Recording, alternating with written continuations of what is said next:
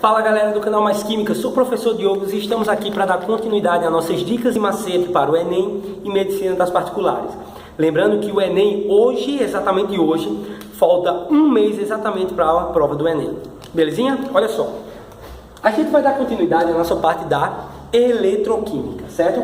Onde em vídeos passados você dá lá uma procurada na parte de pilhas, que você vai ver que a gente trabalhou, fez uma aulinha bem resumida sobre a pilha de Daniel, sobre cálculo de diferença de potencial, enfim, certo? Você vai achar uma aula bem massa. Só que hoje eu vou dar ênfase à parte da eletrólise, certo? A gente viu lá na pilha que quando a gente estava trabalhando com a pilha de Daniel propriamente dita, a gente trabalhava com um tipo de eletrodo, que esse eletrodo ele é chamado de um eletrodo ativo. Por quê? Nós podemos encontrar dois tipos de eletrodo, os eletrodos ativos e os eletrodos inertes, que é justamente o eletrodo que a gente vai trabalhar na eletrólise. Olha só, quando a gente estava trabalhando com a pilha, a gente estava trabalhando com a reação de oxirredução, porque a parte da eletroquímica é baseada unicamente na reação de oxirredução, certo?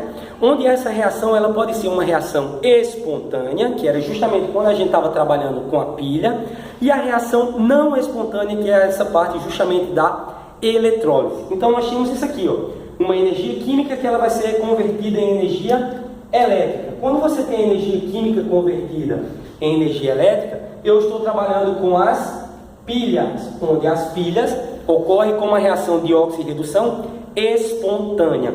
É tanto que se você pega uma pilha e coloca no controle remoto, já está funcionando. Se você pega uma pilha e coloca lá no radinho, ele já vai ligar normalmente, tá bom? Só que existe também uma reação que ela é chamada de reação não espontânea, que é o processo inverso.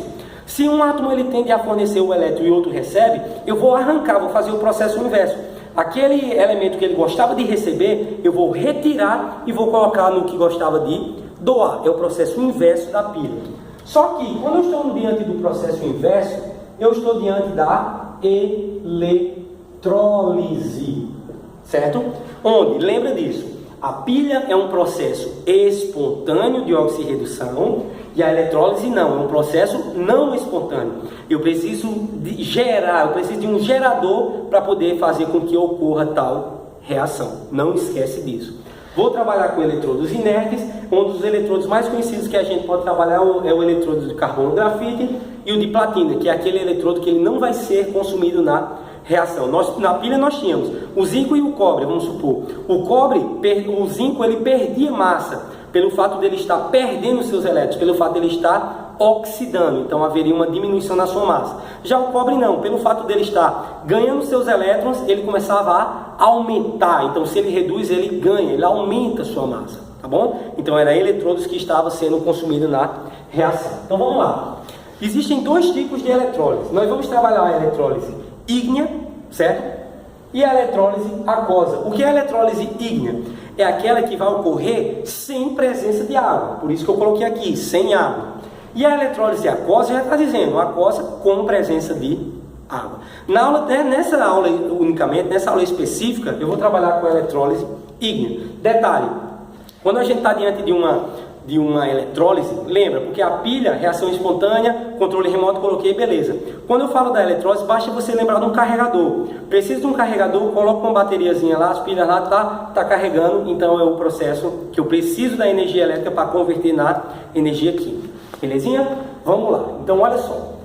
Primeira ideia, quando eu estou trabalhando com eletrólise ígnea, é uma eletrólise sem presença de água, certo? Então eu vou colocar aqui um sal. Vou colocar o cloreto de sódio, o NaCl, certo? Só que tem um detalhe. Para eu poder trabalhar com esse NaCl, eu preciso de íons livres. Para ocorrer essa eletrólise, eu preciso de íons livres. E eu estou diante desse cloreto de sódio aqui, que é um sal sólido. Como é que eu faço para transformar, para retirar, separar os íons desse cloreto de sódio?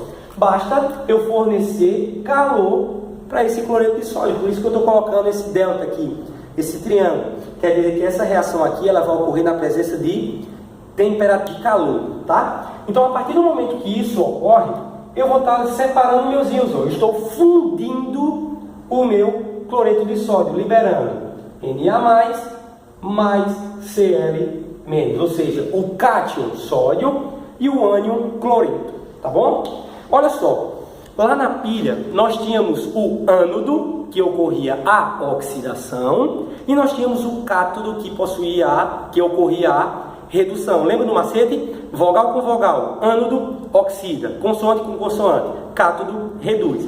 Na eletrólise ocorre a mesma coisa, ou seja, eu terei aqui, ó, no ânodo, vou botar um azinho aqui, ó, no ânodo ocorre a oxidação, então vou botar A, ó, ânodo oxida, e vou botar aqui embaixo, ó, aqui no, de outra cor, de azul, no cátodo reduz, ânodo oxida, cátodo reduz, vogal com vogal, consoante com consoante, certo? Então vamos lá, olha só, a gente viu nas pilhas que no ânodo ocorria a oxidação, só que o que é que vai acontecer aqui na eletrólise? Olha, eu estou quebrando a minha molécula, esse meu composto iônico aqui, que está liberando Na+, Cl-. Só que o que é uma oxidação? Não é quem perde seus elétrons? Então eu vou fazer o processo inverso, ó. Eu vou arrancar elétron de quem tem. Por quê? Aqui, o cloro, ele está com elétrons, e o sódio não, certo? Então o que é que eu vou fazer? Eu vou fazer o processo inverso. Eu vou arrancar os elétrons a pulso de quem tem e vou empurrar em quem não tem, ó. Então quem é que tem elétrons para perder aqui? Basta você lembrar, peraí, se eu estou com carga negativa, quer dizer que eu estou com excesso de elétrons. Então se eu estou com excesso de elétrons, quem tem elétron para perder é o cloreto. Então o que é que eu vou fazer? Aqui no ânodo, que é quem vai perder os elétrons, eu vou colocar o ânion cloreto, Cl-, certo? O que é que eu vou fazer?